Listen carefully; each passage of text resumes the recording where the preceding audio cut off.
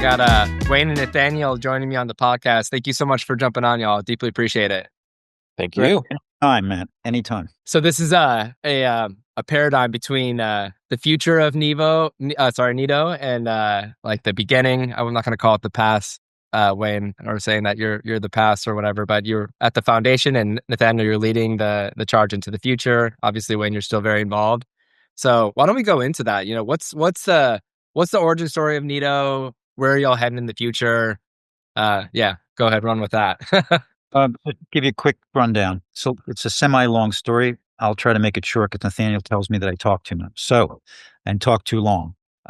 We started out with basically 16 organizations, I think 19 people, if I'm not mistaken. And there were 16 agencies, basically. Came together at the very beginning of COVID, suggested by Frank Riley, who was the original, let's call him founder of the concept, or putting us all together, and was the president for the first couple of years. And just to discuss what was happening, independents, all independent agencies, wholly owned, no corporate involvement, no major companies. Some of them had multiple offices, but it wasn't like they were conglomerates. And we were just basically had a conference call. We were just chatting about what was going on and what we could do to maybe help ourselves. What was going on? What other conversations were going on in the industry? The three-letter agencies were talking. The major promoters were talking, or I should say major promoter companies were talking. What evolved from that is we did 2 or 3 conference calls and all of a sudden found out that, as competitors all these years, in our independent space, we had a lot more in common than we had not.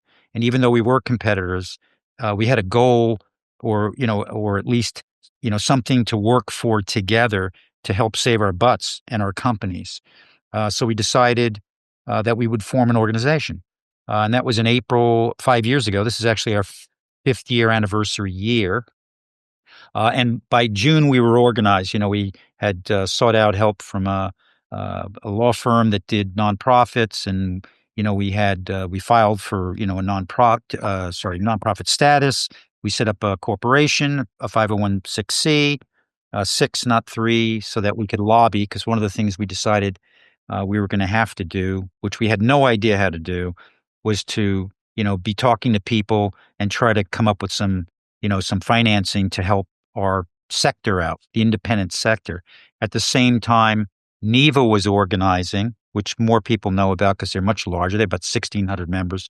We have, I think at the time we had 140 official members. We now probably have somewhere around 120 or so. Nathaniel can correct me if I'm wrong. We're signing 142. 142, thank you. So we may have 160 then. We had a few more then. There were some people that dropped off after COVID because they felt like they had already gotten their money and there was not much else to do. But we're going back to those people to realize to have them realize what else we're doing. It's not just about let's save our butts with financing. There's lots of other things going on. I love that, and that was a big question around like NIVA, NITO. During the pandemic, obviously extremely helpful during the pandemic, but like what is the future? And I'm very, very much wanting to see these organizations propel into the future. And I think there's a lot of value out there for independents sticking together. So I love what y'all are doing. One of the reasons why I'm happy to like help and support and have you on, hear the story. But that was a big question, and by the way, you said 5 years ago, and that was a splash of cold water to the face, to be honest. The fact that the beginning of the pandemic was not last year, it was not 2 years ago, it was a half a decade ago. Like, oh my God. I know. It's amazing to even, well, I didn't even think about it until we thought about it. You know what I mean? Well, oh my God, you're right. It's 5 years. So that was it. We were one of the 8 stakeholders that worked for that SVOG, the Save Our Stages grant, which was highly successful, obviously. And so from there, we built out. That was our main goal. And then there were other things that came up, other advocacies for our members and other things that, people are interested in doing. And we're trying to now, Nathaniel's come on. We're basically just a whole group of volunteers, right? Running our own businesses and trying to run an organization. We brought Nathaniel on part-time last year. And then he came on officially, Jan 1 full-time as the executive director. to try to help steer the ship, give some guidance, oversee a bunch of things that frankly we don't have time to do day to day when we're running businesses. So, we've evolved a lot, even in 5 years. We've come a long way, actually, probably the last 2 or 3 really, because we worked for 2.5, getting that whole thing sorted out with the financing, et cetera. And now we're just picking, things that we're going to do like on an annual basis. What are our main targets? What are we going to work for? Oh, so along the way, we decided to bring on board some managers. Um, well, actually, we had management members, but the board was all agents because that's how we started. When we put the organization together, we were going to be agents and managers. So we had 100 and whatever it was, 40 to 60 members, some managers, some agents. And we decided to bring some managers on the board because we were all agents, the founders. And now it's almost 50-50 on the board. We're close. And we have quite a few managers. We have, agents, agencies, et cetera. And we're trying to look out for both. Now, there's some things that work, that are really important to agents and other things that are really important to managers. We're obviously all looking to help and look after our clients. Managers are on a day-to-day with clients. So there's some things that are very important to them that may not be so important to an agent, right? On a day-to-day level. So, Yeah. so there's that balance that we're working on now, right? So we're feeling our way 5 years in, and we're hoping to set up kind of what are we going to do in the next 5, right? Awesome. Kind of And how I look. I love that. And that's something that I want to get to for sure.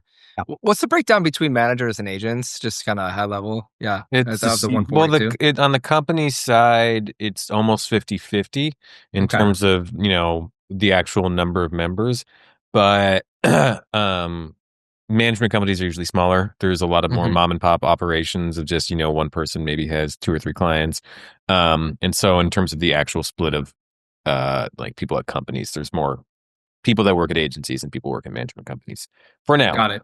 But Got yeah, it. there's a lot of room to expand in that world as well.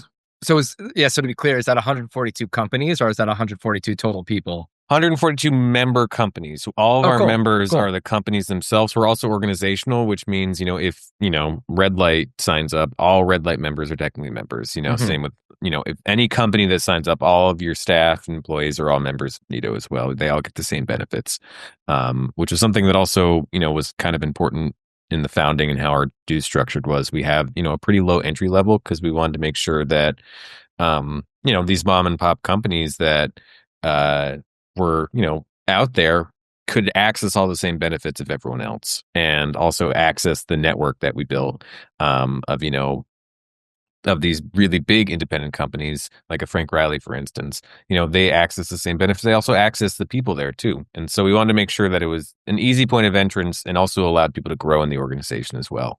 And that's kind of the goal. And it's happened. We've had some members that have jumped membership due levels, which is great, which is what we want to see. I mean, their companies are growing and their businesses are growing. So it's been good. It's good to Love see. that. So we probably have, Matt, we have thousands of individual, if you want to count everybody at the company, we probably have 1,000. Love We that. have 5,000, Nathaniel, is it approximately, artists? We have collectively about 5,000 artists that we represent. Yeah. Across the Wow. whole spectrum. So actually, we're actually, not that we've pitched this a lot, although we're going to start focusing on it. We're actually quite a force, if you like, because we've got 5,000 clients. So 2 of our members, myself and one of the other officers, there was a third officer and another member. 4 of us were overseas recently at a conference in London, and two of the other members were having meetings with promoters, and they all of a sudden focused. When I say all of a sudden, I wasn't necessarily planning on it or thinking about it, but they focused on the fact when they were meeting is, hey, if you don't want to buy any of our clients individually, we have 5,000 of them in all our membership.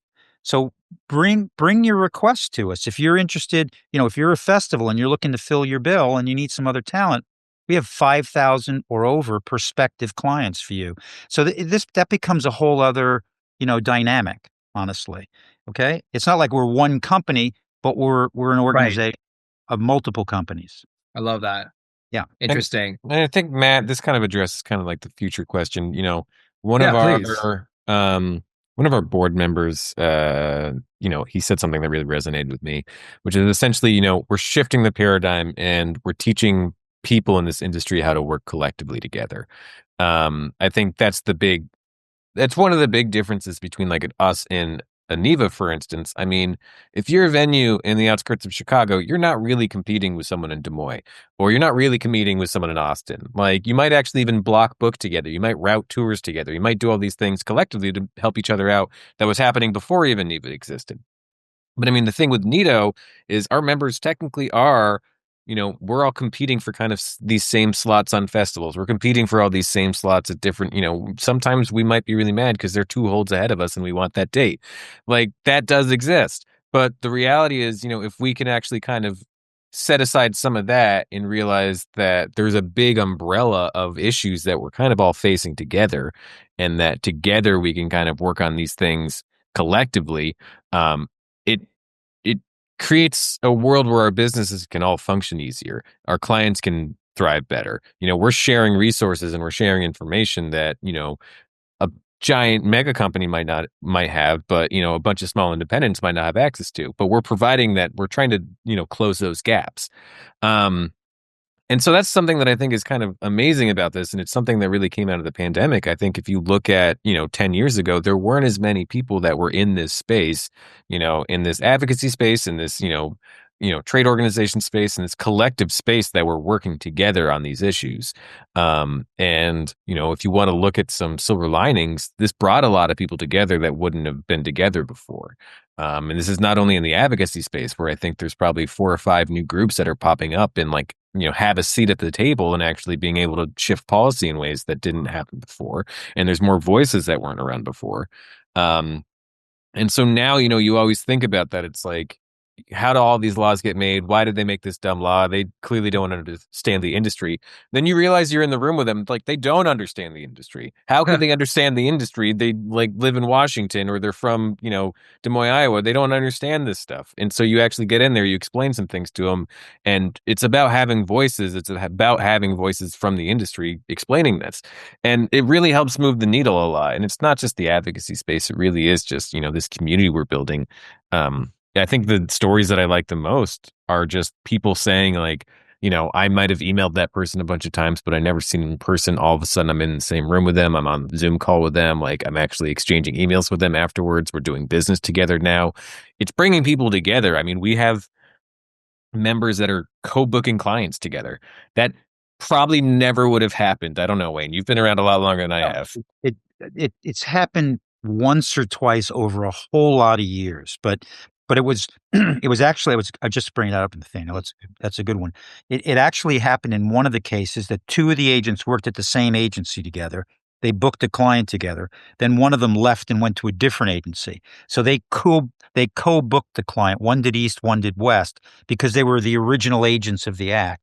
In this case, though, Matt, we've got 2 individual companies, heads of those 2 companies that got together, and they're booking a client together, right? From 2 separate companies, sharing it 50-50. That's phenomenal. Which I don't know that that's ever happened before. Maybe it has, but I don't know of that happening. So that's an interesting step. Yeah, tell me and the viewers a little bit more about like competition between agencies. Like, is it like scalping artists, or like what you mentioned, like, you all wanting to be on the same bill. Like, what is the core pre-NITO, or maybe even to date? Like, what is the core challenges independent agencies face, in terms of the competitive landscape? Okay, Matt, where do you live? I'm in Austin.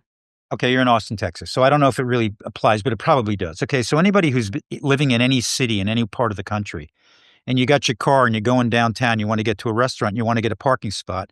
What happens when you drive and there's 3 other cars looking for that spot and one shoots in? You're about ready to kill somebody. You get frickin' spot. Well, that's what it's like with agents. Okay? You're looking for maybe the same act, maybe the same slot, maybe the same date at a gig. Maybe there's only so much available for a payment of something. You're competing. And then, yes, occasionally, maybe more times than not, but less so in the independent space, there's agencies looking to get another act that someone else has, kind of like stealing somebody's wife, right? It's like you got to them, you got to make them interested, just like that. Yeah. you got to snipe them, right? I mean, that's Wayne, it. you know a little too much about this. What's going on, man? I do know too much about this actually, and I don't want to get into that's a whole other story. Anyway, It's a podcast. the thing is, that's a different podcast, Matt. Yes, the true crime. Yeah. So the thing that's happened, for instance, all right, I'll give you a great. So I'm not going to say there's none of that going on, but what happens is there's a lot more respect, okay? Because, okay, you knew the guy, you passed him on the street, you saw him at a conference, you say hi and whatever, but secretly you're saying, I better get that fucking act before he does. Oh, sorry. Yeah. Yeah. Anyway, so there's some of that, but in reality, and maybe that still goes on a bit, but in reality now, or in actual fact, what happens more is, as I said, there's a respect. We had a member the other day, a young member who we were talking on our call, and he was, he mentioned, we were just talking about this whole kind of thing, like where we've come from, where we're going, and he had said, this organization is so great. He said, I've heard about Jack Randall, and I've heard about Wayne Forte, and I've heard about this one, I've heard about that one, but I didn't know them. I never met them, and all of a sudden I'm on a Zoom call with them. Like, this is really amazing to me. Okay. And I don't think about things like that, but that's what Nathaniel brought up a few minutes ago. Yeah. Yeah. For a younger member or somebody even that's been around a while, but just hasn't met a lot of people, it's all of a sudden you're sitting, maybe not at the table, but you're sitting on the same Zoom call or whatever with them. And then maybe you're actually there with them somewhere. You can ask her advice. You can get some input. There just becomes a more, to and fro, give and take, to the point where there's one former member who is cutting back on his roster. Okay, he was sort of downsizing, if you like. He was just cutting back on some clients, and I happened to hear about it, and I called up and I said, "Hey, do you need any help with anything? What are you looking for?" And he said, "Oh, I've got like three clients or four clients that I'd like to find a home for because I'm cutting back on my roster." And I said, "Okay, fine." And I made like a call. I ran into somebody. I sent out a couple of emails, and boom, but within 2 days, somebody raised their hand and took the clients. So what he didn't want to do, I because love that. Wow. he was involved with the clients, is, and some people feel like this, I do. You just don't want to drop them. Like if for what reason you don't want to be involved, you're too busy, you're slowing down, you're cutting back on your staff. There could be a whole lot of, maybe you're getting family, in a different world, whatever. maybe the family thing. Exactly. There's all kinds of reasons. But I wouldn't want to just drop a client. I'm not going to, you find somebody, So it's almost like having kids, you want to find somebody that can take it over. So that probably wouldn't have happened. Amazing. I mean, I definitely, there's such a need for what you're doing, and bringing people together is really interesting. Like one place where my mind is going is just the landscape in general for independent talent agencies. And I mean, here's like a third grader's question in general. And someone asked me it the other day, and I frankly didn't have a good enough answer. So I'm going to ask y'all now, like the I in NITO, independent, like how do you think about it in the agency space? Like, on the promoter side, perhaps it means like not Live Nation, not AEG. That's like my loose definition of it. Yeah. Do you agree with that definition on the promoter side? Like, and what is it on the venue side? Is it like you're not one of the big four? Like, yeah. Oh, on the agency side, you mean? So part of the definition is part of it is, yes, not one of the three letters, if you like. That's what we call them, the 3-letter agencies. Okay, the 3 letters, yeah. Or conglomerates, but also it goes further than that. So we're not backed by a hedge fund or private equity. We're at least 51%. We have the definitions. We're at least 51% wholly owned by, or not wholly owned, sorry, 51% owned by individuals. Okay. We don't have multinational offices.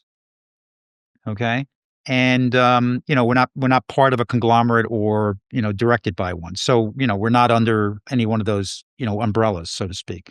So it's hard to actually define what independent is, because one person's definition, which you alluded, is not someone else's definition. Yeah. If you look, I had this conversation with Polestar, and I probably shouldn't name them, but I am. I had this definition because they still have certain agencies listed as independents, and they're not independent. Yeah. they're financed by private equity or hedge fund, whatever the thing is, or they're part of a conglomerate. They're not independent. So I sent a note and I just said, guys, I think you need to redefine what you're listing as independent. They're not. Just because they have an office that's separate from the financer doesn't mean they're independent.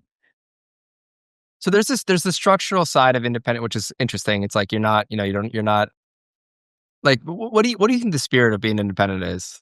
I think there's this is a good question. We just put it together in our pitch deck. I think I didn't see the pitch deck for the viewers. No, he Speculation. did not. It's true. I did not send you this. I think there's a closer connection to the people that you're working with, the clients, obviously. I think there's a more fluid kind of connection with the clients that you're taking on and you're working with.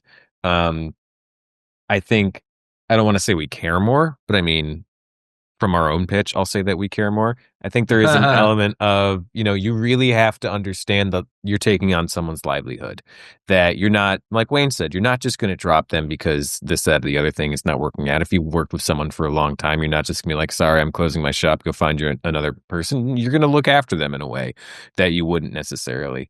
I think we kind of try to build a mechanism for, rising up, I guess, if you're a staff, you're not necessarily quicker, but like it's more ingrained. I think if you look at the majors, it's like you work in the mail and then you get on someone's desk. And once you're on someone's desk, you become an associate. Once you're an associate, you can become an assistant. Then maybe as an assistant, you eventually, after 7 to 10 years, start booking your own shows. I think there's an expedited version of that here. And I think people can learn a lot quicker because it's a lot more hands-on. I mean, I worked with Wayne for years, and I think that's a good example of, being able to have direct access to someone that's been in the business for a really long time and knows, the ins and out. All the independent agencies I've ever talked to or management companies, it's a similar thing where you have, because they're usually smaller companies, you have direct access to someone that has just a wealth of knowledge, and you can kind of learn from that a lot quicker than maybe if you just work your way through the system and you're one of 5 assistants. That's one entity. And then I think the artist in a lot of ways gets to kind of steer the ship in ways that they wouldn't necessarily elsewhere. We're not necessarily going to go out there and say, everything you do has to be within this regimented view of how we promote, book, view. We're building an entire ecosystematic brand that we put cookie cutter on every artist. Everyone's different. Every artist is different. Every client is different. And if they have certain ideas and certain ways that they want to work, and they work within, what we think is successful, obviously we're going to go with those ideas. Like, we're not going to discourage people from kind of pursuing certain elements of their career. And especially at the end of the day, it's their career. I mean, we can make suggestions all day long. They can listen to them all day long, but it is their career, and we have to respect that. And I think there's not really a cookie cutter approach to the independent agency side or management side. Yeah. I think it's much more fluid and just trying to figure out what works best. And maybe there's just a little bit more room for risk taking too. I think that's one of the big things. Like, look at Frank Riley's roster. Think about how many bands, when he was just started booking them, people knew were going to be huge. Absolutely not. There's a whole bunch of clients on there that he was able to take risks with, and they turned into great, huge clients. But there's an element of that where you can kind of see someone, and maybe you have an eye for something, and maybe there's an inkling in there. It's like, okay, I can see a spark in there that I'm willing to take a risk on. I'm willing to put the time in. I'm willing to invest, 3-5 years, because I know that's how long this is going to take. But I think 10 years down the line, this is going to be huge. I don't think Wayne thought that, taking on a slide guitarist that was, 19 years old was going to necessarily turn into what it's become. But you can see something in there. You can see a little inkling Who's in there, that? like Derick Trucks. Nice. And you can be like, I think there's something there, and let's put in some time. Let's put in some resources. And those early years clearly weren't the same as the years that they are now. But you have that ability, and there's a little bit more fluidity in there that you can kind of take some risks and hope that it works out for the best. Yeah. By the way, I heard Derick talk at a conference, and I had to go up to the stage and meet him, and I really felt a special soul. And of course, there was about 15 people trying to meet Derick, but he saw me, and even though he didn't, it was almost as if you're going to see your popular friend. But he didn't know me, but he was he looked over at me. He's like, I'm going to come to you. Don't worry. And just gave me the biggest smile. Anyway, cheers on that one, Wayne. Really good human. He saw your soul, Matt. He saw your. What's that? I said he saw your soul. I guess so. Yeah. No, it's true. He is like that. So he saw your soul. Is he? Yeah. Let me ask you. Yeah. That's what I picked up from him. Yeah. He's a very interesting guy. That's all I can say. He's he's an old soul. Derick Trucks is an old soul. He was at 14 years old. Oh, I didn't know him at 14. So, okay. I met him at like 16 or 17, I think. But he was an old soul then. He is just an old soul.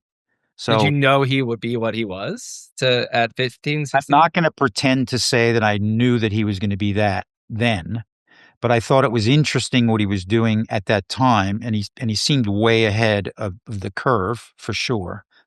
And then when I took him on, it was something that I looked at. Literally, I watched him progress slowly in those days. I watched what his progression was for about 3 or 4 years before I took him on, because his then attorney representative, had sort of, chased me from the time he was 14 or 15 to get involved. And I just I couldn't see it that young, or not him, but I couldn't see getting involved that young. It didn't make sense to me, because there was a lot of places that I would have wanted to put him that I couldn't at that age. And also, who knew? Maybe he would outgrow it. I mean, you never know, right? Yeah.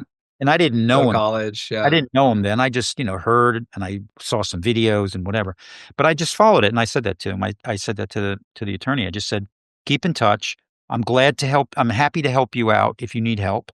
And he said, okay, that's all I can ask at this point. And I said, come back to me when he's 18 or close, when I can really do something with him, because then he's of legal age. It's like, yeah, dad doesn't have to be on the road with him, that kind of thing. Yeah. Yeah. And he did. So I'm not going to say, I knew he was going to be a superstar, but I knew there was something special there for sure.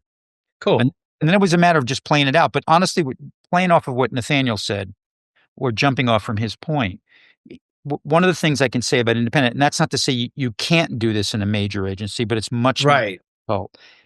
I was able to work with that for years when there wasn't a lot of income coming in. Okay. Because I chose to. It was me. I was paying the bills. So whether I had 1 or 2 extra people looking after it or helping me or whatever, that was my choice. And, maybe that wouldn't have happened somewhere. Who knows? I don't know. But I can tell you this. I worked at major agencies early in my career, and I'll never forget the only place I ever get fired from. I won't name the place, but one of the big 3 letters, one of the places I got fired from was over a conversation I had with the then head of the department, who wanted me to release 3 or 4 of my clients that I was working with. And my point was, why? They said, they're not going anywhere. You're wasting your time and ours. You need to be doing something else that is more beneficial for yourself and the company. Okay. And one of those clients was Hall & Oates. So you tell me if it was worth the time. Okay. I was booking them up to the point where Sarah Smile broke nationally. And I knew that after that record came, after that record had its cycle, because I saw it was happening. I think it started in Cleveland or somewhere around there, and it was spreading.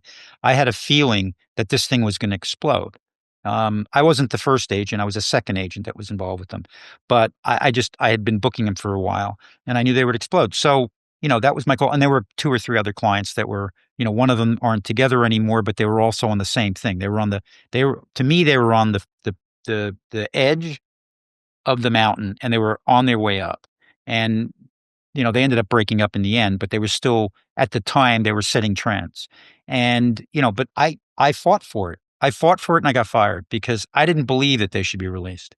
Okay. I didn't believe that they should be let go, because I thought something was going to happen, and it did. So there's just that kind of thing. So to me, that's part of the independent spirit, which is something I've always had, is, I just trust in myself. I believe in myself. And a lot of us do.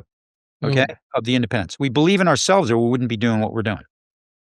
Yeah. Thank you for entertaining the question again. And I hope I'm not like outing myself as ignorant for not, really wanting to double click on what exactly this means. And I think there's a lot of, conflation of like what independent means. Like in my head right now, you laid out a bunch of business structure, but being independent, correct me if I'm wrong, being independent doesn't necessarily mean that you can't build a tremendously successful business. Correct. That's exactly right. That's a The distinction. business I had before this, and I don't want to toot my own horn, but just as by way of example, prior to Entourage Talent, I had a business with a former partner, 12 and a half years in business together. We started out with 4 of us in an office with 16 clients.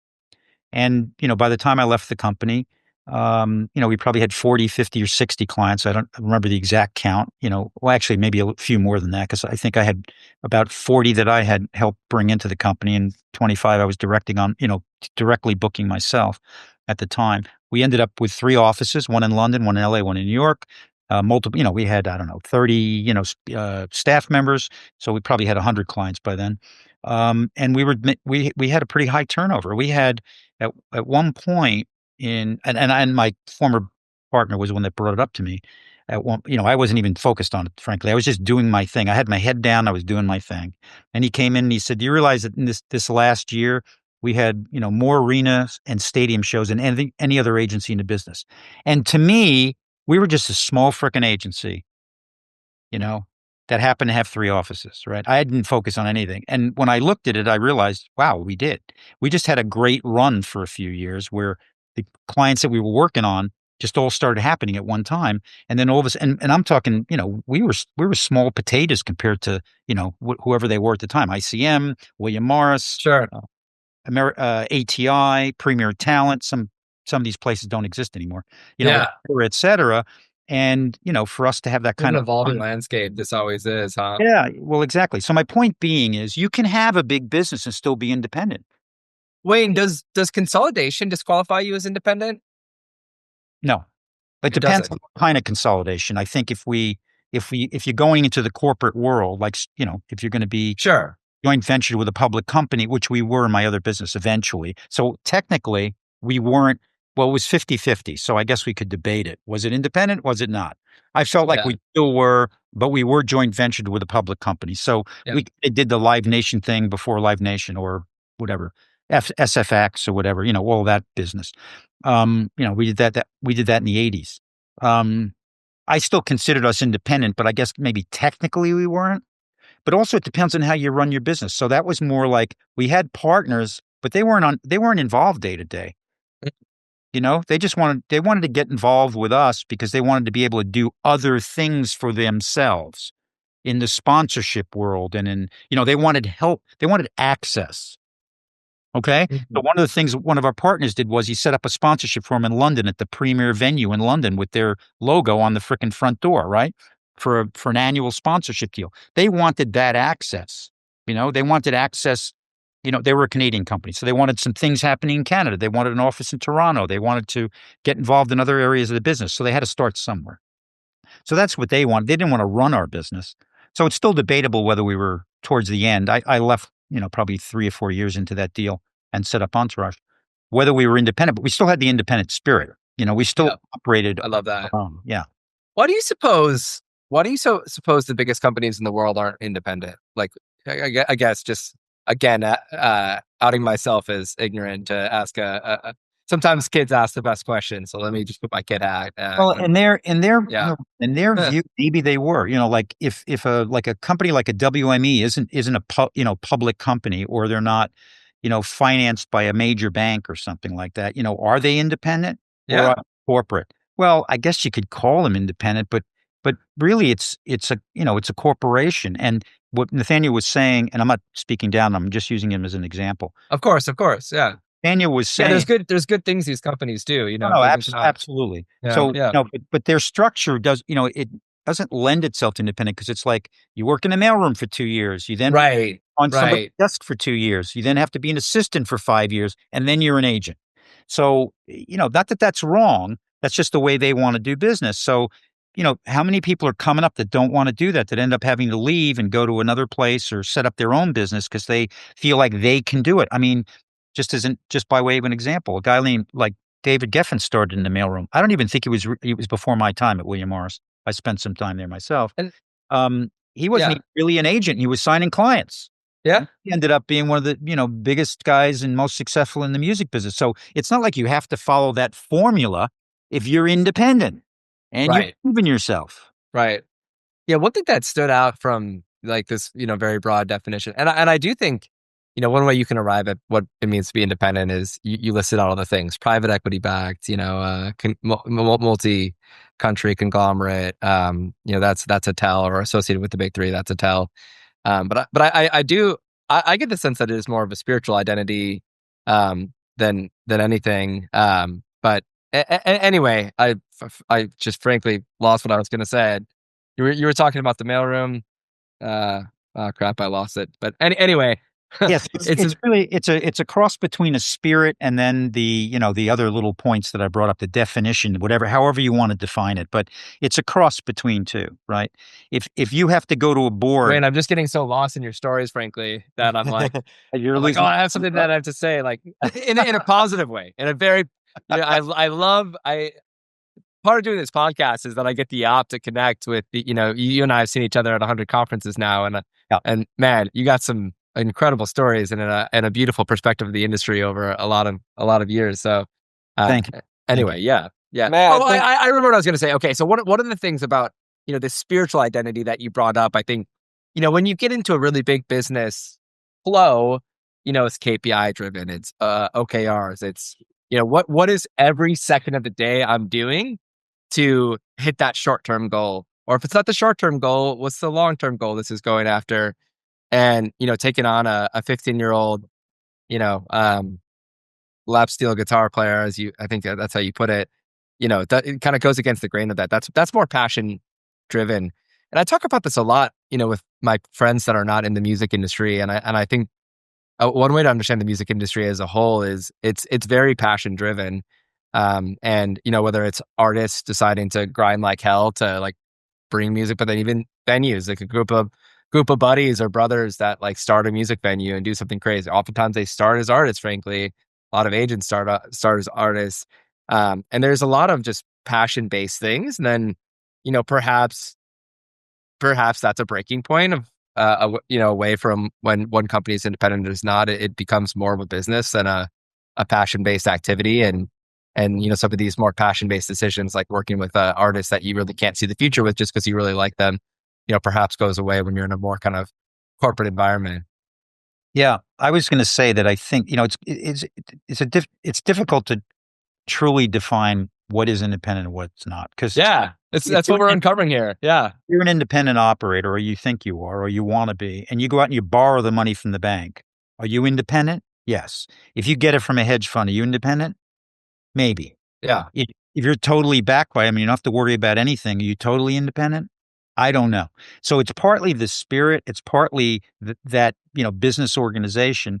But in my mind, the true definition is going to also depend on if you have to go back to a board to get approval to do something, you're not independent.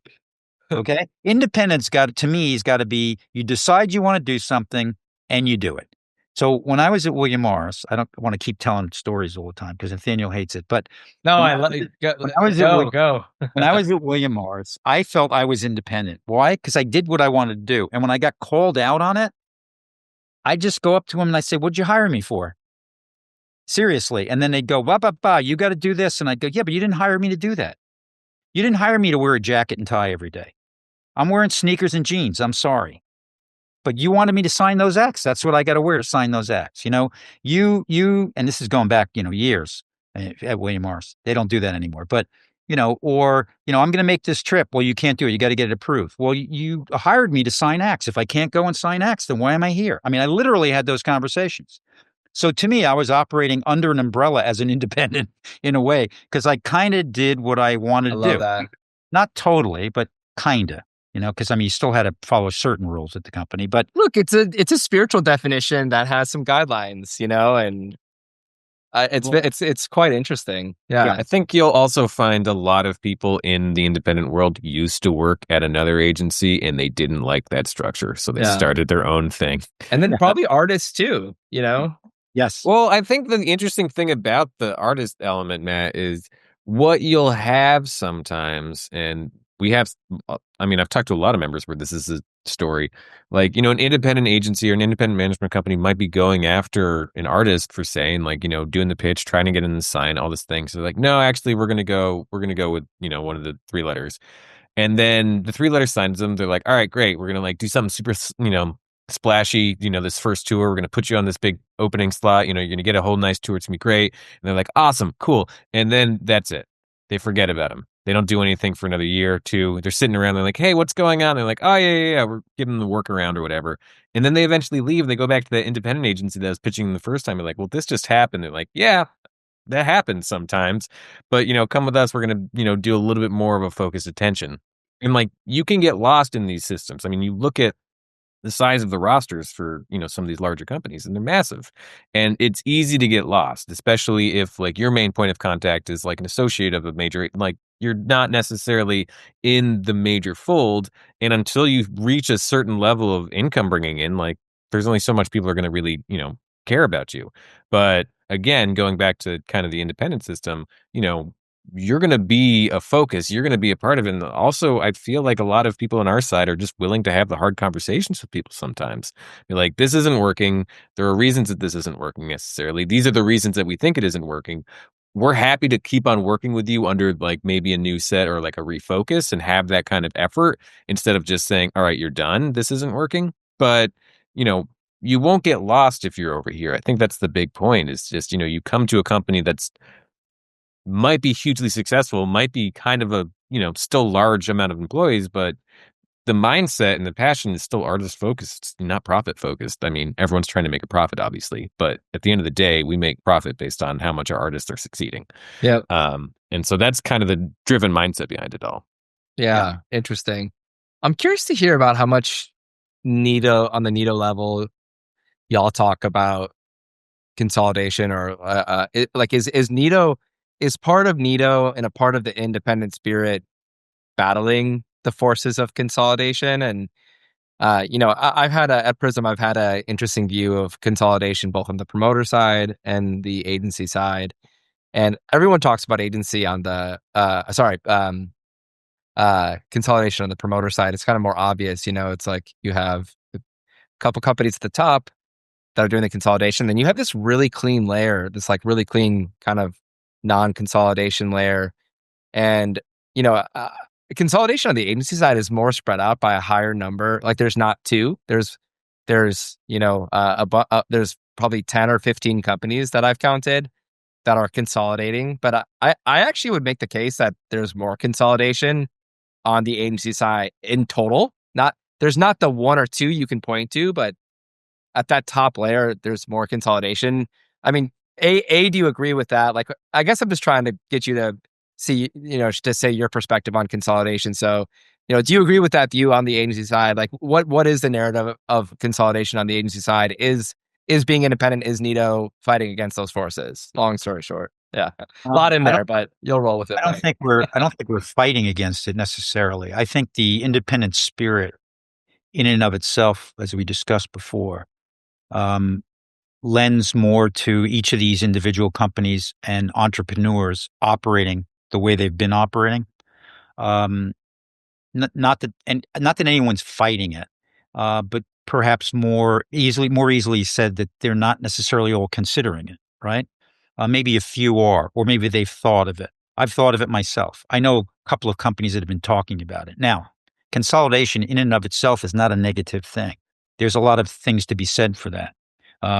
Obviously there's quote unquote the corporate term market share. Secondly, there's more, I want to use the word power, but I don't want to use the power, influence that you can have as you're more consolidated. You have more clients, you have a bigger reach. You can possibly provide more services for your other clients or for your clients and whoever's clients you're consolidating with.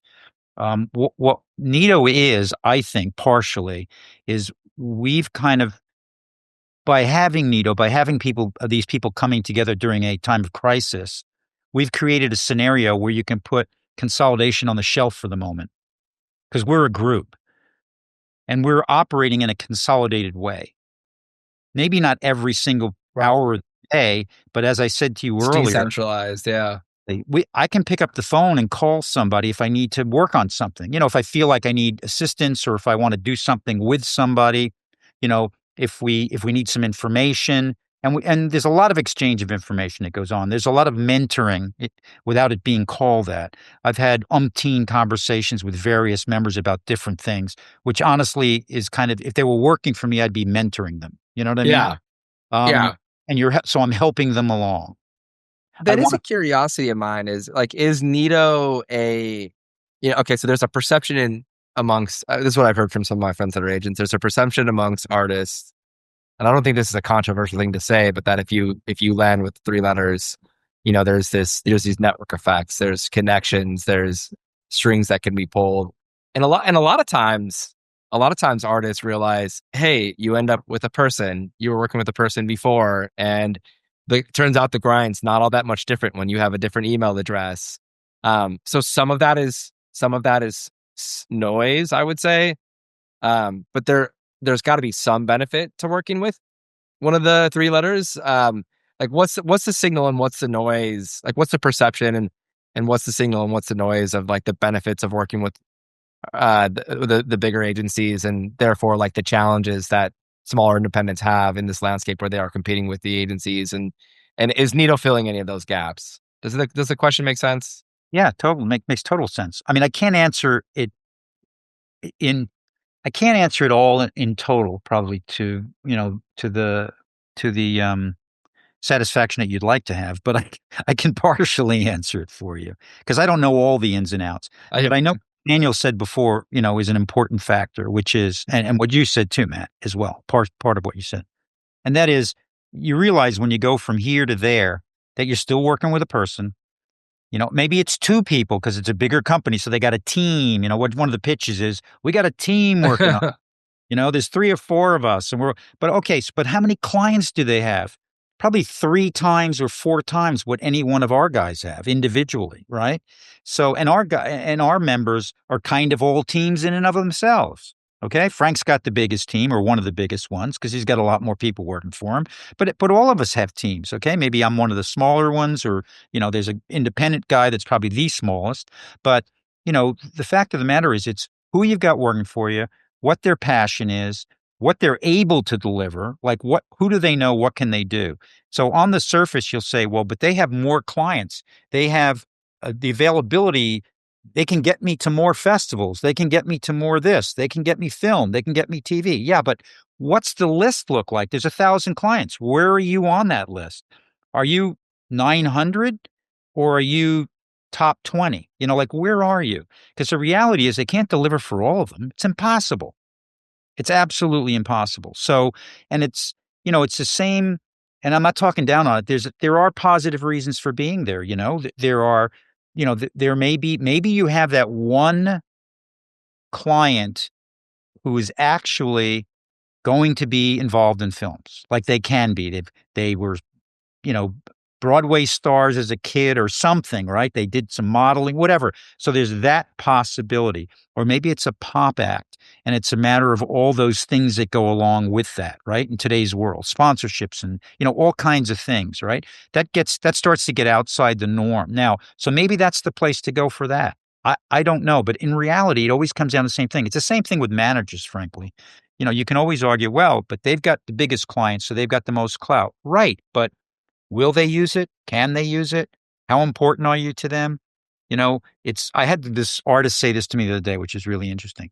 They said, I can't remember exactly what I was talking about, but we were talking about something about, being represented by somebody. I think it was for a record label.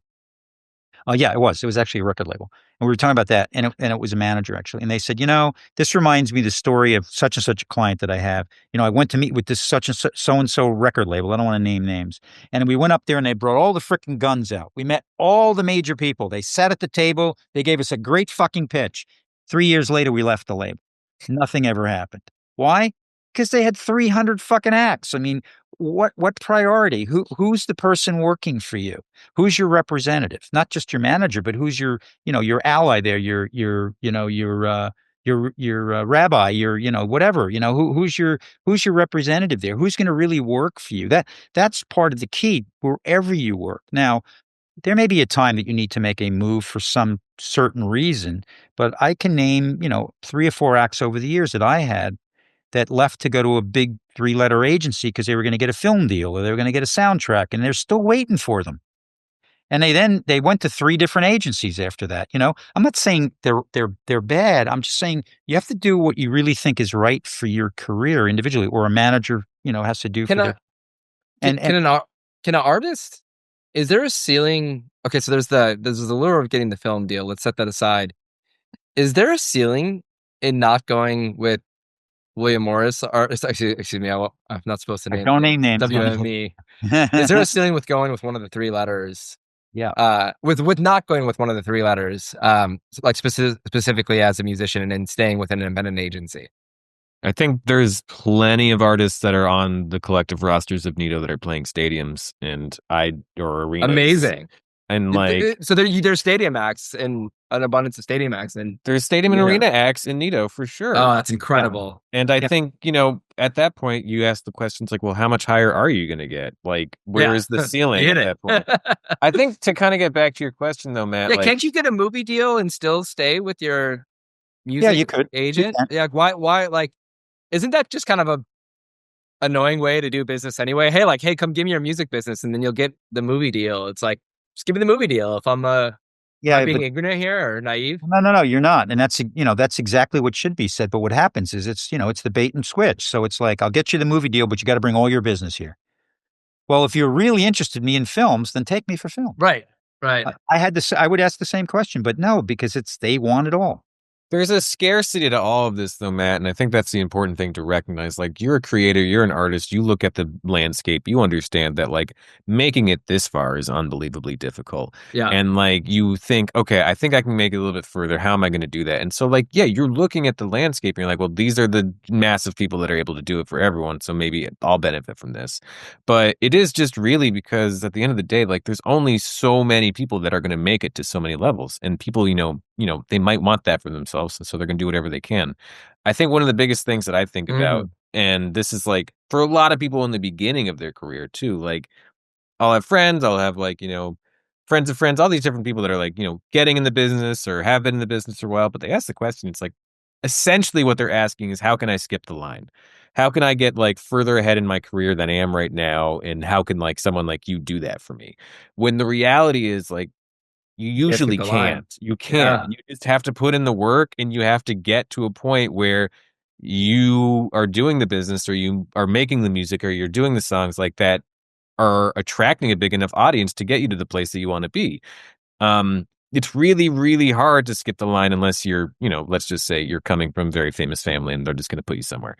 But outside of that, like if you're just coming from, middle of America, nowhere, and you're doing this the same way the rest of us are, you just have to be good. Yeah. You just have to be good. It's really, you have to build up an audience. You have to build an audience with what you do with them.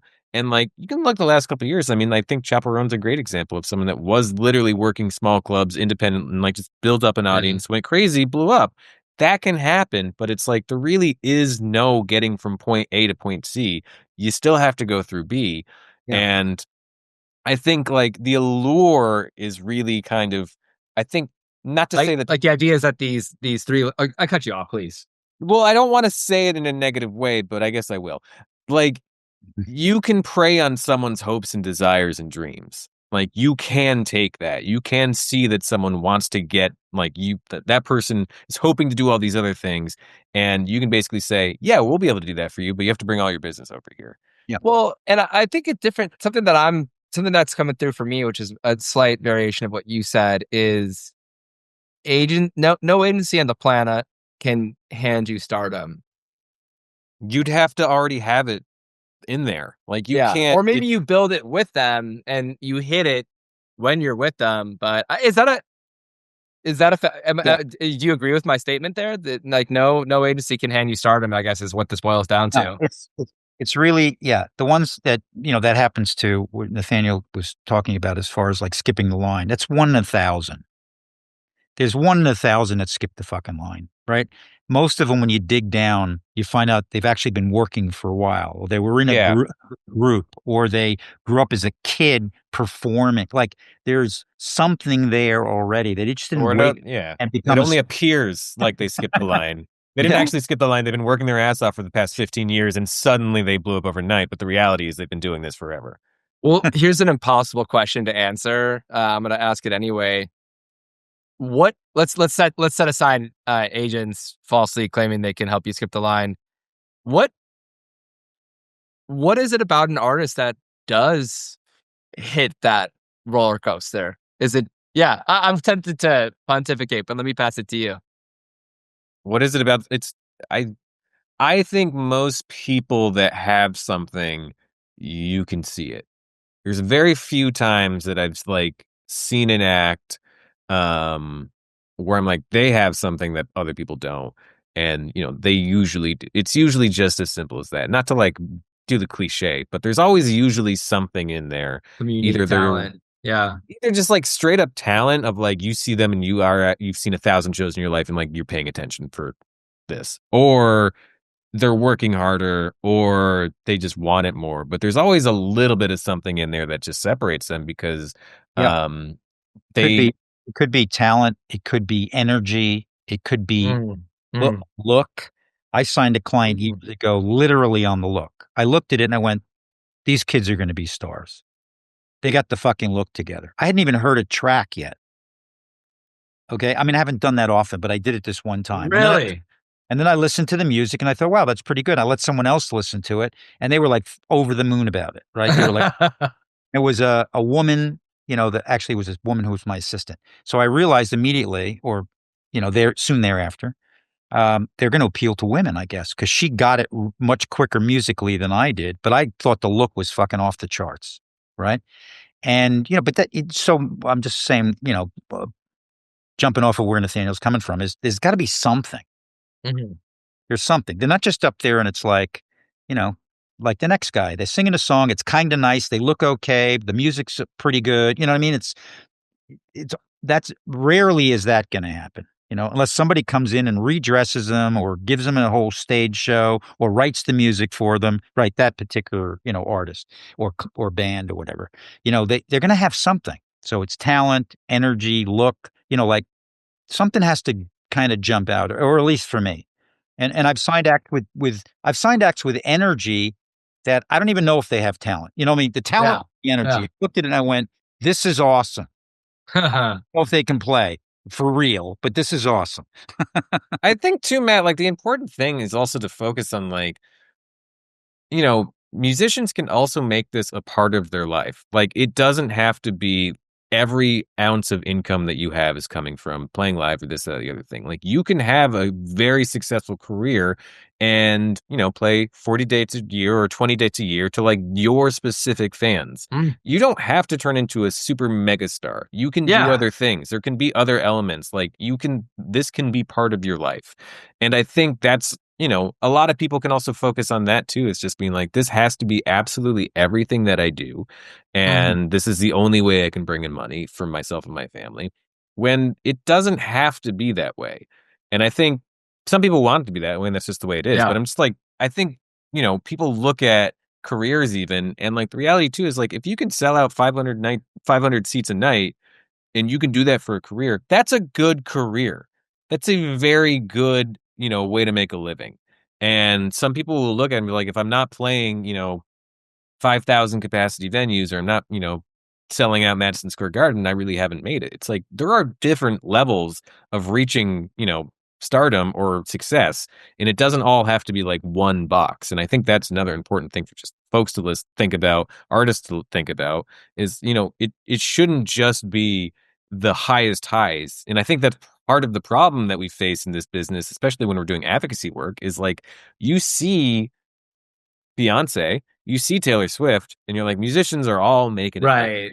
Right. And it's like, it's not the reality. Like, a lot of these people, if they're successful, are like basically living a middle class life and they're doing it, for them, they're supporting their families and like they're able to do it, but like they're not bajillionaires by any Yeah. stretch. And what I see a parallel between what you're saying an artist's path and also, in an agent's path. And, what reason to start an agency is to go become a publicly traded company and shoot the moon.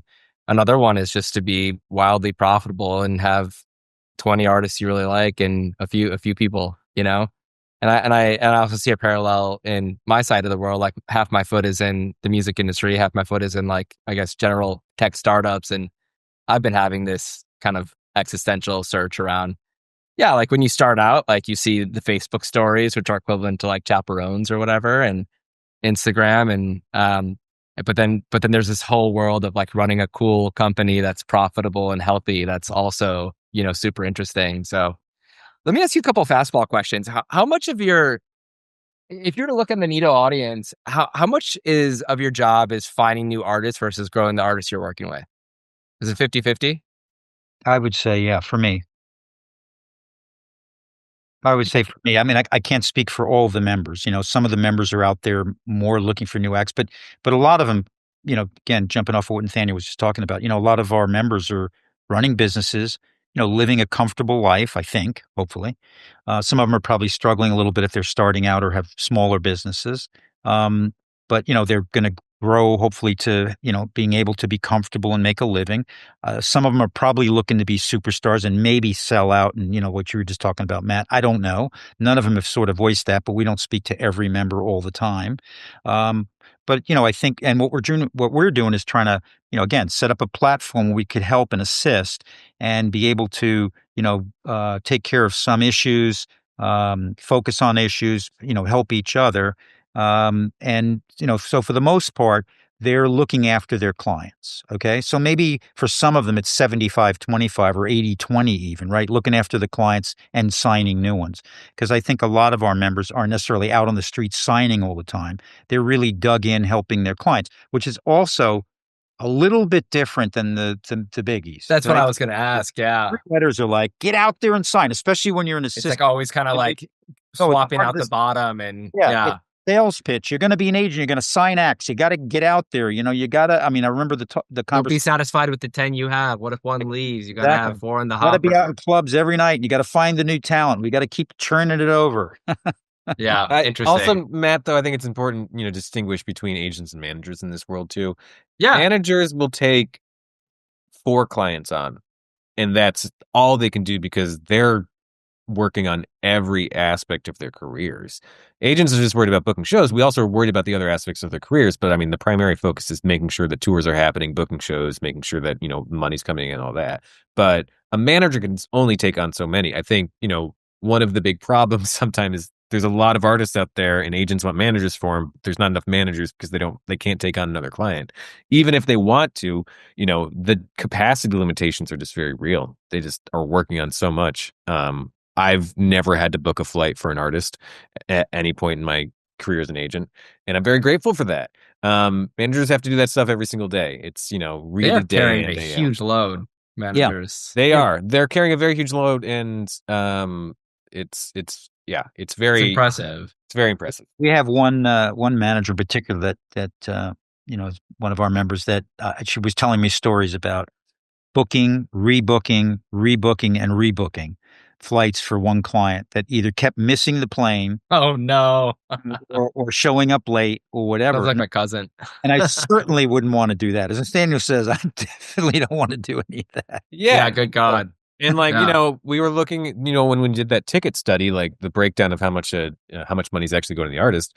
One manager like sent me their 3-month tour, like basically the expenses on the tour. And you look at it and it's like 3 months, it's like over $1 million that they're spending on this tour.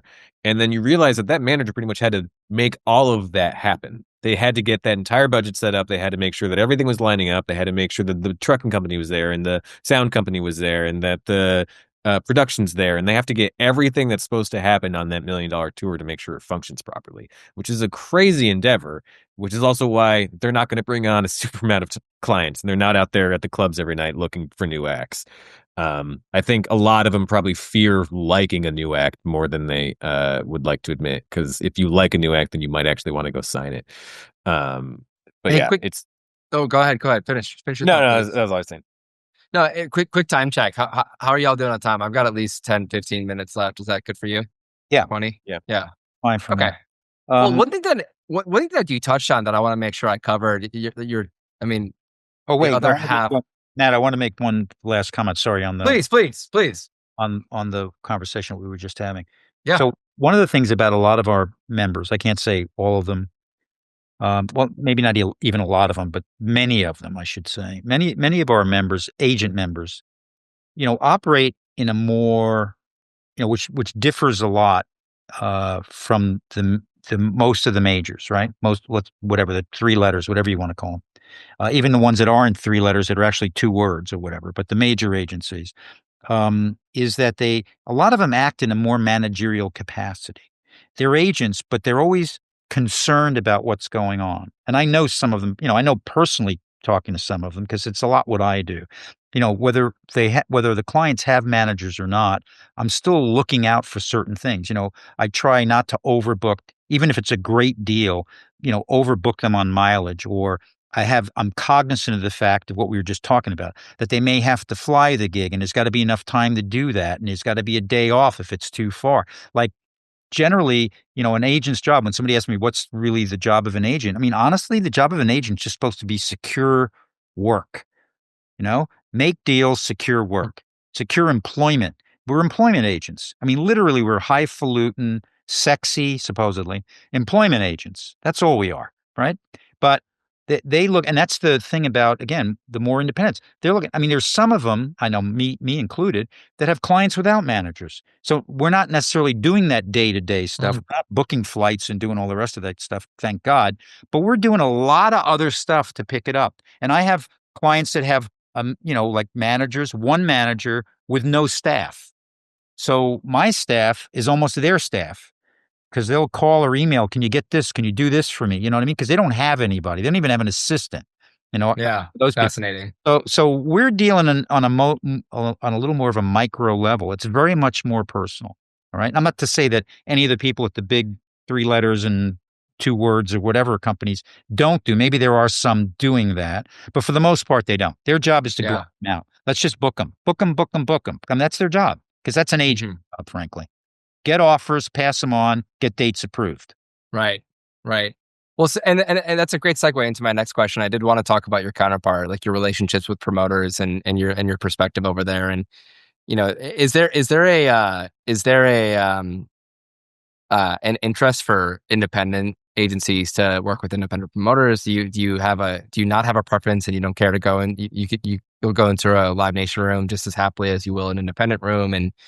And after we talk about just kind of, your preference for independence and your perspective on, if you're working with a promoter that's independent or not, I'm really curious to hear about, the state of the union in terms of like deal structures and deal types, like promoters. There's a lot of chatter right now on the promoter side of the business that like margins are getting eaten up, ticketing fees are crazy. And anyway, it's a bit of a can of worms conversation, but like, let's dive in. Yeah. I would say, from my perspective, I can't speak for everybody in general, but I think I have a similar feeling to many of the people in our organization, certainly on the board, most half of which, or maybe a little bit less, are founding members. Um, it's about relationships.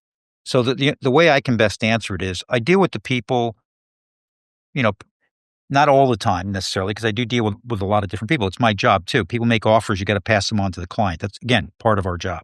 But I tend to deal with, and when I have to go out and get something, or when I need something and I have to ask, somebody to do something to help me fill a date or do whatever, I go to the people I have relationships with. And there are people, some of whom are Live Nation, some of whom are AEG, but there are people I've had relationships with before they were that, and people I still have relationships with. And there's people that are independent that I have relationships with. So it's not so much of a question of are they independent or are they not? It's the people I have relationships with. Now, yes, do I want to help support independence? Absolutely. Am I going to do it over a relationship that I've had? Probably not. Yeah. And a good reason to. Yeah. Um, Of you know, course you have to. Yeah. and you're going to keep the relationship because the relationship's a trusted one, And you and got to do what's best for the artist, I'm sure, yeah, as and I well. feel like some of those relationships is not just because they're my friend, quote unquote, or the person I've dealt with for a lot of years, but I know that they'll do the best for me because that's part of why I have the relationship, and therefore you're going to do the best for the act. And if I need something extra, they will tend to give it to me easier than someone else that I haven't done that, maybe just an independent. Now I deal with plenty of independents for sure. And I welcome that because yes, I do.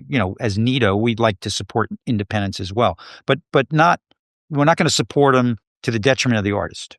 Here's a provocative question. There's a wide spectrum of perspective that promoters have across agents, and they're on the one end of the spectrum. There's agents who are fantastic to work with, that they love to work with. On the other side, there's agents who maybe they've been sold on a bill of good over and over and over again. And how do you, the provocative question I would say is, how do you balance wanting to have a good relationship with a promoter that you're going to be working with over time, and at the same time negotiating the best deal for your artists? And are you familiar with, have you seen agents in the space that like perhaps, stick it to a promoter and maybe get a short-term game at the loss of a long-term gain, and the long-term relationship? And yeah, again, another can of words. So let's jump in.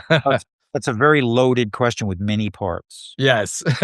Short answer is yes to the latter part. I have seen it, known it, heard it, witnessed it, or not witnessed it, but know of it. Okay? Sure. The answer to the first part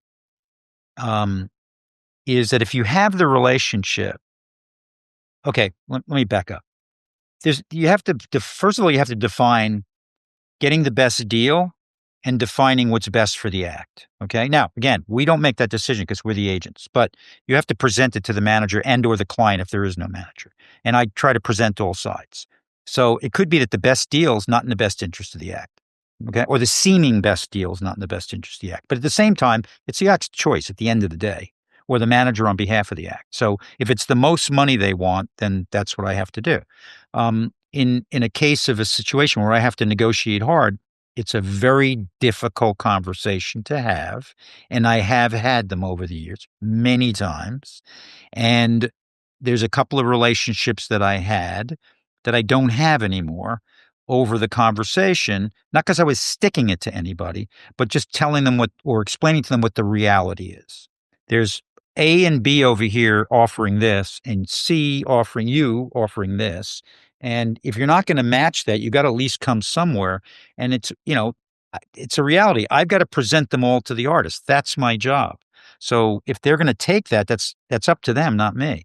And, if you're not giving up enough, or you're not coming closer to what needs to be had or desired, I can't make the decision. I can't say, yeah, great. I love you. I've known you for 20 years and you're going to get a deal at half price. It doesn't happen that way. At the same time, if you have to, if you do have something that you can give on a basis where it's like, hey, I can do this on this date, or if you just fill this in, they're just looking for this much to make up the difference on the week. This is your gain if you want to take a shot and, and come up short on the front end, but give us more on the back end. Reduce your risk, and we're all going to be happy at the end of the day.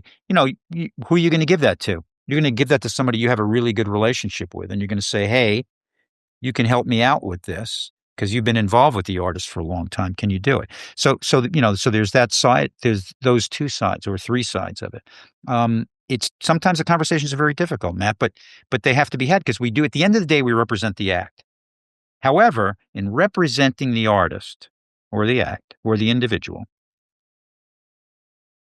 in doing the best thing for them is explaining to the buyer, promoter, what venue, whatever, that this is what they need or this is what they desire. Okay. There may be two different things, but right. This is what they want. This is what they do. You need to come up with that. At the same time, we do have to have those relationships, and it has to be a business relationship. It has to be a partnership of sorts, not really, but of sorts, because we're all in it together. The artist, the promoter, the agent, we're all freaking in it together. It used to be the record company, but I don't even know if they're in it anymore. We're all in it together. Nathaniel's smiling because he knows about that. But we are. So we've been talking about this at NITO of having, some meetings, serious business meetings with people, like round tables where you can sit down. Because a lot of these conferences, if not all of them, there's no real business meetings going on, right? You go, you hang out, you hear some, Aspen aside, because that's probably the one, that's probably the one outside, right? Where there is a good conversation going on. Yeah. But I'm talking about serious business conversation, not backroom shit, not necessarily hallway, but actually sitting down and talking. Okay, here's what we need. Here's what we need. Here's what we got. Here's our problems, and trying to get through it all. Like, okay, what can we do to help you at the same time protect our clients? Yeah, What I can we think do? also it's two sides of this, Matt. Like, look, there's assholes everywhere. And I think that's just the reality of life. Are there people out there that are just like, trying to stick it, get the most money, like do the most thing at all? Sure, always. But I think a Mhm. lot of people are more focused on making sure that they have a long-term career with this artist. Um, I think on the other side, it exists too. I mean, there are plenty of promoters that have stiffed artists. There are plenty of people out there that have just not paid what they said they were going to pay. There are plenty of people that try to change a deal, at 5:30 on the Friday when the show goes on at 7. Like, it happens, and it's not just a one-sided thing here in terms of Of the course. the artist is the or the agent is the representative of the artist and the artist is on the show. It definitely goes both ways for sure. And it's a risk-filled industry, and sometimes risks don't work out on both Right. sides. I Right. mean, it's you know that you're working in tech startup. I mean, there's plenty of things that you hoped were going to take off that don't, and 100%. it's just it's there's a lot of risk in this business up until a point. Once you know that someone's worth tickets, once you know someone's going to be valuable, you know, you have a sense of where it's going to be. But yeah, Like, we're all working with the best information that we have, and we all work within a veil of transparency. Let's just put it that way. I don't think either side is always 100% truthful with the other side. Um, and maybe that's to everyone's detriment. I don't know. But the well, system, look at the ticketing fees, right? Like Yeah, that's, I think that's exactly. a very good example and the of the facility veil of. fees, Yeah. and the fee fees. We have people now that are charging facility or they're charging service fees at box office. Like It's like, people yeah, walk up. we'll take this deal. We'll give you 85%. Stuff $4 into the facility fee, $4 if you're lucky. I'd love to see a $4 fee. What are you talking about, man? Yeah, yeah. $4 would be amazing. No, I Well, think what do it's it's this like again, sometimes on this podcast, I ask questions that I risk the I ask questions at the risk of me coming off as ignorant, but what they can do is create conversations that wouldn't normally happen. And sometimes my job as an entrepreneur too is to look at structures and look at when people say, "Oh, this is the way the industry is, this is the way that it has to be," and question if that's the case. And sometimes I have to say, "Yeah, you know what? It just even if I don't agree with what is there, it is what it is." And then other times it's like, "Hey, look, can we pull a card out of this structure and the whole thing collapses at some point?" And I mean, correct me if I'm wrong, but the way that we got to where we are today is this like negotiation, and I'm gonna oversimplify it. There's negotiation between promoters and agents that have happened along the way, and one side asks for more, and then instead of just negotiating it, then the fees come in, and the ticketing companies like piled on by saying, okay, if you want all this upfront money, then we'll take some more of the fees, and then the deals change, and instead of working out the deals, like the fees just increase, and it's this like vicious cycle. Do you think it could ever come down and change and get better, and we could arrive at a more honest kind of setup for everyone? I hope so, Matt. Jesus. I was immediately off the top of my head going to say probably not, but you know, probably not on the way we're going. But you never know. I mean, it would probably need a sort of a collapse to do, which Which might happen. I don't know how sustainable this current yeah, we're on. Yeah. which could happen, probably not, but who the hell knows? I can't predict it. I'm not a soothsayer, but I think what it would take is what I was alluding to, or not even alluding to. I was talking about a little while ago, which is I think it more take would take sitting down now, but it's not going to change the whole industry. Right. But An sitting down overnight. with Yeah. sitting down with the players that you're with, listen, I've tried to do this with people. I have one situation that I'm working on now, or have been working on for one of my clients, which I think we're kind of there. I don't know if we're 100% transparency, but we're close. Where it's like all in the pot and we're splitting it up, and that's really what it should be all Like about. a But like a door deal? well, similar, but that's the easy way out. Yeah, door deal. I Like was gonna ask that. Like, okay, wait, here's a but a silly. Oh, door please go deal. ahead. Please, please. A door deal doesn't necessarily include the ticketing fee, the facility fee. You know what I'm saying? I'm talking about all in the pot. Let's share it all. Right. I've been spouting about it for years. Yeah, with the exception of like credit card fees and the true credit card fee, not the actual Yeah. and the not true, not the lifter getting that. and Yeah, the true yeah, PRO fees, and not the averages, and the true no house nuts. All this bullshit. That's just an amortized number that somebody came up with, and the charges for sound and lights, which again is amortized. They put the thing in 5 years ago, and they're still charging for it. That kind of stuff, right? And then their argument is we're upkeeping it. Well, that's a lot to upkeep. That's a lot of money every year just for upkeep. yeah. So Maybe a little bit for upkeep. That's probably legitimate. absolutely, absolutely. Yeah, So, so I don't know that we'll ever get there, but that's really the way to do it. But that takes, sitting down, and maybe it's just, a few buyers or a few venues or whatever that are willing to do that or not. But the thing did escalate. It got out of control, as Nathaniel was alluding to, which, or you as well, was, you started out and it was, we want 5,000 and it's okay, this. No, now we want 10. Well, okay, but we can't give you much more. Now we want, 90% of the door and we want 20,000. It's like, okay, but now I'm putting a $2 fee in. And right, then right. I'm putting this in. And now it's a, what do you call it? My house nut is this. And now it's Yeah, that. It's like, what the hell? So if you look at like all the bulletproof numbers, vests if you look at and all the numbers across the time now, I don't know it for a fact, but I just, because I look over however many years I've been doing it. If you look at the numbers over time, we've gotten to this place where, in certain venues, we're making this much money, which was much more than and we're getting this big percentage at the back end, which we weren't for, maybe 20 years ago, whatever, in a particular venue. But at the end of the day, when you look at the gross, the artist is actually making less than they were originally. yeah, that's a fair case. Yeah, I hear you. And I would put ticket fees in the gross, Yeah, right? it's the cost, and that's the cost of the consumer. And my biggest fear is, at what point do they just say, I used to go to 20 concerts, I used to go to 30 concerts a year, but now I'm going to go to 10, I'm going to go to 15. Well, I I can't keep checked doing out. this. Yeah, and I checked out the other day. $60 ticket turned into like $120. That's wild. No joke. You Yeah, know? that's not a good thing. And I think both sides are to blame a little bit on, it's like what Wayne said, it just like got out of hand. And there does need to be maybe okay, let's come back to the table on this conversation around this stuff, because it's just it's to a point where, I mean, we were doing studies a couple of years ago, and I won't give like, we were talking about on some shows there's hundreds of thousands of dollars being made on ticket fees, and none of that money's going to the artist. Like, that's just going back to the venue, and maybe that's all their expenses. Maybe that's Not real. to mention secondary. Well, that's a whole other can of Yeah, worms. we'll avoid that on this. That's another pod. It's a whole other thing. We'll get Randy Nichols on that one for you. Yeah, We please. should have Randy Nichols on for sure. But I mean, I I'd think love it's to, just, yeah. it really is. It comes back to me. It's like, I started going to shows because I love the experience of live music, and the shows I were going to, 15, $25, whatever. I was, 18. I didn't have a lot of disposable income, but I would go to shows and I could afford to go to shows. And if we create a world or a scenario where people can't do that and grow up with live music and learn to love live music through the experience of it, then we're all in trouble. Yeah. And I Mhm. think that's the big picture here, is we need to create a sustainable ecosystem for everyone. And no one should feel like all of their resources are being extracted. That's just not the way it should work. Do you? And Yeah. Oh, sorry. Please, Nate.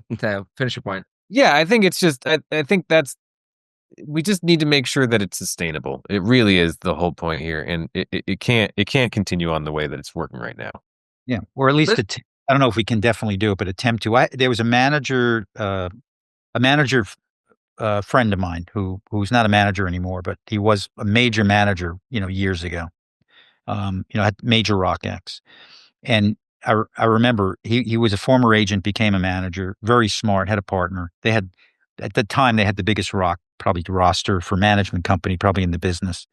Well, they did actually, and one of his and so he was, he was always working hard to make sure his clients made money, a lot of money. But he had an ethos, and that was to not overcharge the fans, right? To not overcharge the ticket buyers. Yeah. And every time I speak to him, because he's pretty much out of the business now, retired. Every time I speak to him, he wants to, update me on this. What do we do? How much of the ticket? Blah, blah, blah. He goes, this is getting outrageous. He started telling me this like 15, 20 years ago. When the He fees, saw it coming. oh, he saw it coming, and he said to me, Wayne, I always work to make sure, because he had rock acts, so it was blue collar, okay, for the most part. obviously on both ends, but mostly blue collar was the crowd. He said, I always worked hard to make the music for every man. He said, today they're working hard for the haves. He said, you have to be a have to go to shows now. You can't be Yeah. a free man anymore. Yeah. That's when you think about that. It's what Nathaniel's saying. I mean, you're cutting out a huge segment. Now, the bottom line may be bigger, right? The stock price may be higher. Right. The numbers in the trades may be bigger, but the reality is there's less people coming. And Yeah. that's all those numbers you just mentioned are right nows. Those Yeah. aren't things that will be the same tomorrow. And they are not the same things that are the same yesterday. Like you got to look at what you're building. And a fan that goes to a show today and loves it, hopefully is coming back tomorrow.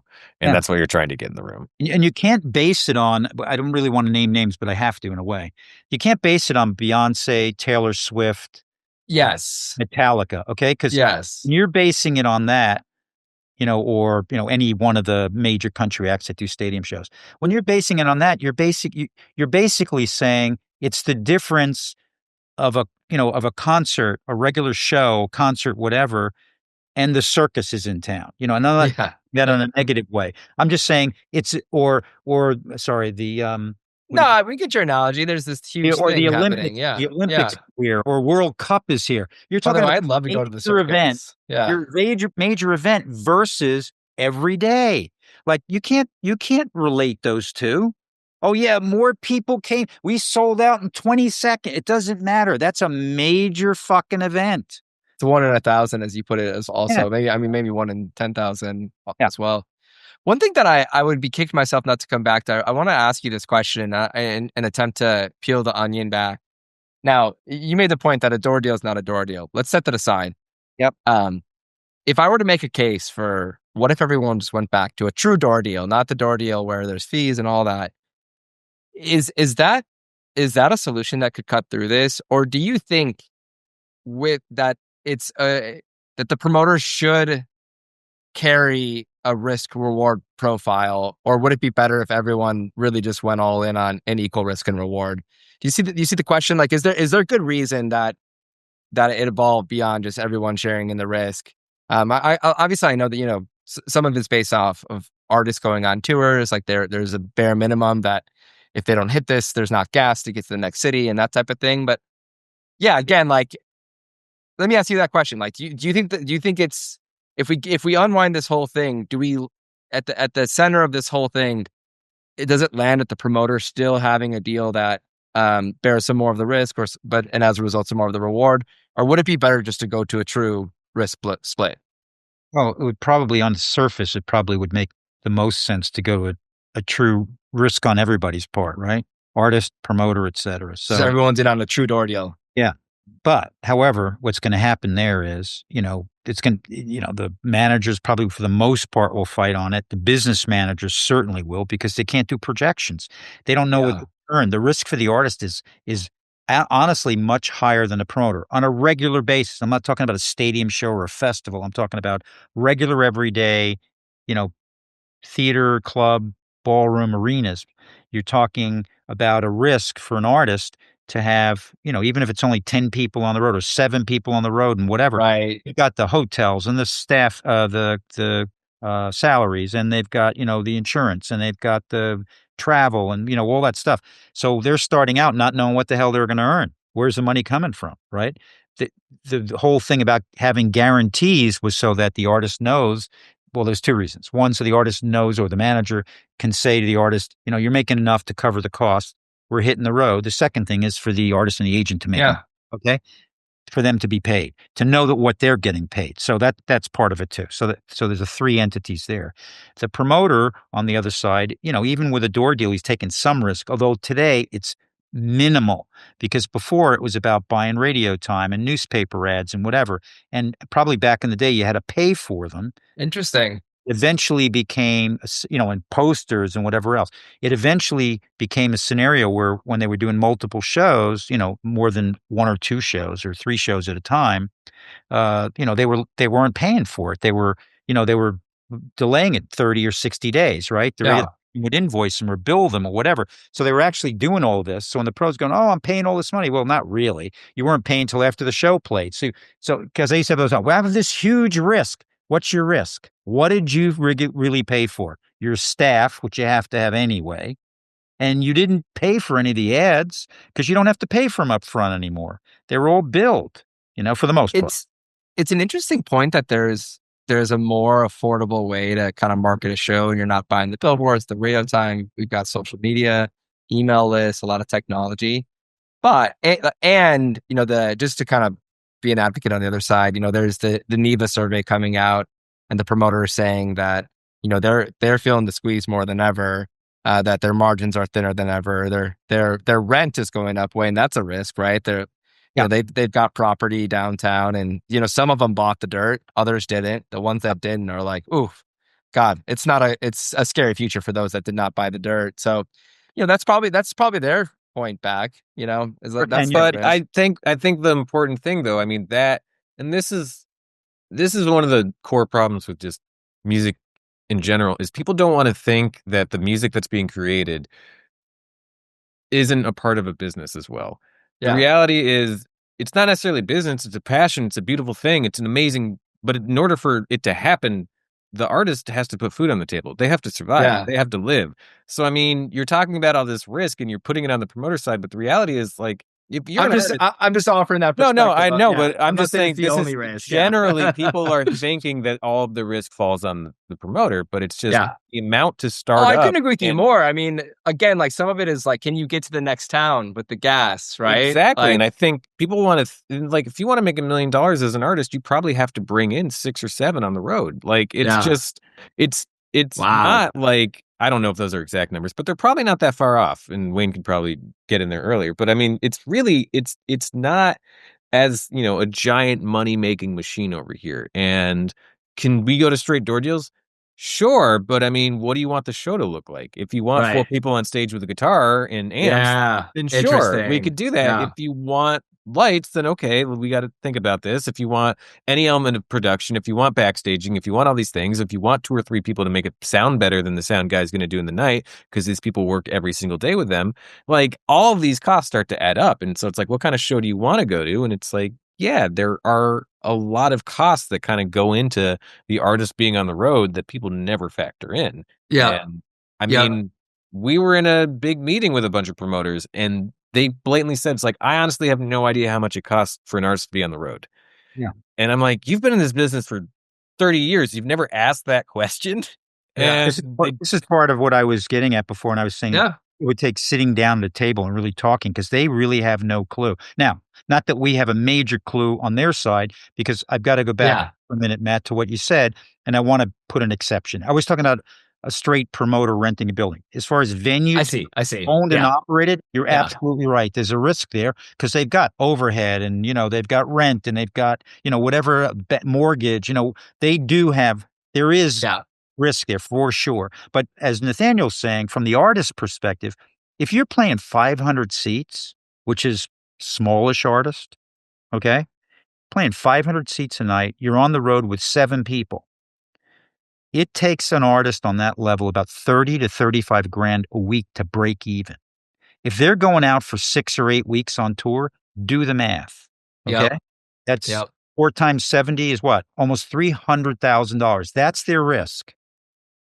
They've got $300,000 at risk. And that's tremendous amount of risk on the road. With these tours on. Yeah. Yeah. 300 grand. Where are they going to come up with that? If it's a working artist that doesn't have $1 million in the bank, where the hell are they going to come up with it? They go out the road. Well, how are they going to make payments? So that's their risk to start. Now, each of those promoters putting on a show, they don't have $300,000 risk.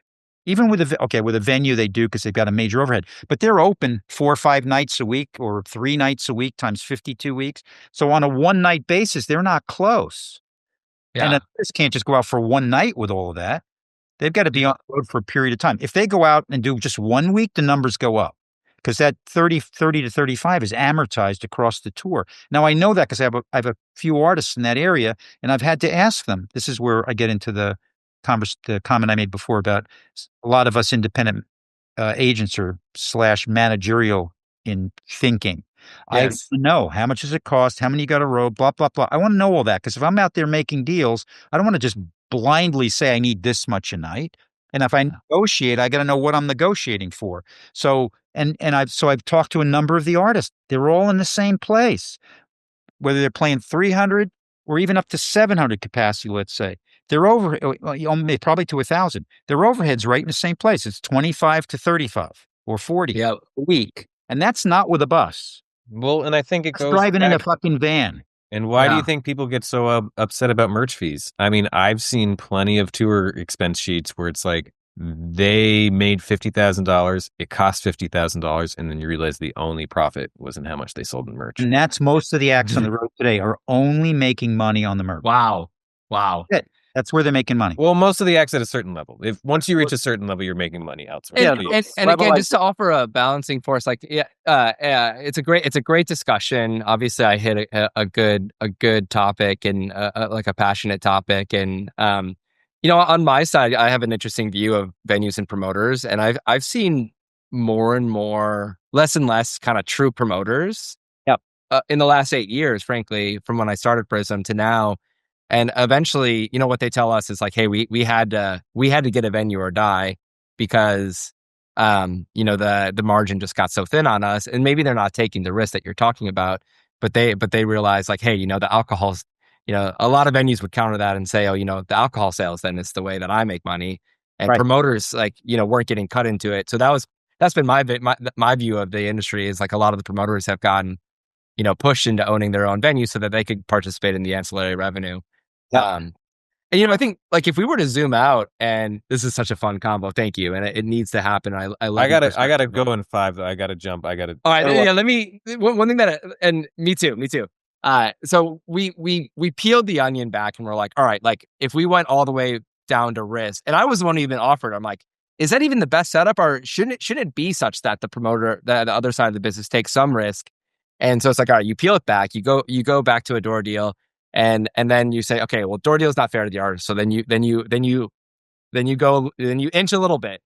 How do you not inch back into what we have today? That's the really interesting question, right? Like where's the moment where things got out of control, and it's probably outside the scope of the last 5 minutes, but super fascinating conversation and a lot of fun, y'all. And like looking into and an answer to your question, it'll happen again. Yeah. If we reset it, it'll happen again for the same reasons it happened before. In some way or a different way. Answer. I mean, it's I don't know if it's a vicious cycle. Maybe we can get to a world where it's different. But look, and you're doing the work for that. I mean, this conversation is doing it, like that, NITO bringing people together, and NITO and NEVA working together and having a round table, and, using the opportunity to say, hey, like, consider the artist risk, and then the promoter saying, hey, consider our risk with these buildings, and like, I hate to be Mr. World Peace here, but like, I think we're like, doing a little piece of it today, just even having this conversation. Yeah, I think, and you're right about the organization thing. So, bringing on, just quickly again back to NITO, because we all got to jump, but bringing on Nathaniel as an as an executive director to help focus and guide us and concentrate on certain things. Our agenda. Part of me, honestly, running for president. I was elected to be president this year, and the other 3 officers that we have, we kind of all have the same vision, which is to create more of an agenda for NITO going forward. Because our agenda before was kind of to save our ass. Then it was like, what else? Well, I mean, honestly, that's what it was. For sure. Then it was, okay, let's help the industry. And then what else can we do? And so there's tons of things that we all want to do, as a group. And it's so like, let's get a little more focused. What you're talking about being one of the things, maybe not going to be the top of our list for this year, but certainly we want to do it. We're already talking about it. And then there's a few other things that are going to be. We want an agenda. We want some hits that we can do. Let's get these things done. We've done things before. Nathaniel's actually putting a list together of, the things we've accomplished. So we have that. And we want to do this for our side of the industry, right? For the independents, for the managers, agents, and clients, obviously. And this is how we'll go going forward. We want to have, or at least from my perspective, I won't be president forever, but to have an agenda, like to have some topics, some things that we want to achieve. Can't achieve them all at once. The thing that we just talked about, this lettuce thing, is one of the things that's been on my fucking list personally for a very long time. Yeah. Nathaniel can attest to that, because he and I used to talk about this when we worked together all the time. So these are the things that we're trying to do. So I just want to circle back to NITO. Yeah, it's about for sure. sharing Thank this you. it's about sharing this information too with each other. So, everyone's got the same amount of info on their side. And, that's kind of the starting point, because information is key whenever we're talking about fixing an issue or negotiating or anything. It's just how much info we all have collectively. And I think that's part of the work that we're really doing here, is to get at the bottom of it. I mean, I'll have emails all the time from members reaching out. It's like, well, have you heard about this? Have you heard about that? And that gets conversation going. And I think that's, again, one of the key points. It's like, we used to all work in our own little vacuums, maybe, our own little cubicles. And now that we have these resources of each other, we can share a much broader sense of information. And that means this person's looking out for that thing, that person's looking out for this thing, and we can actually have conversations about, well, actually, what should we do instead? And that's really the core of this at the end of the day, is let's take all of our collective energy and collective resources and lift up each other. So yeah, that's all the work that we're doing, is to kind of focus on how we can make everyone's lives a little bit easier, hopefully. Yeah. Yeah.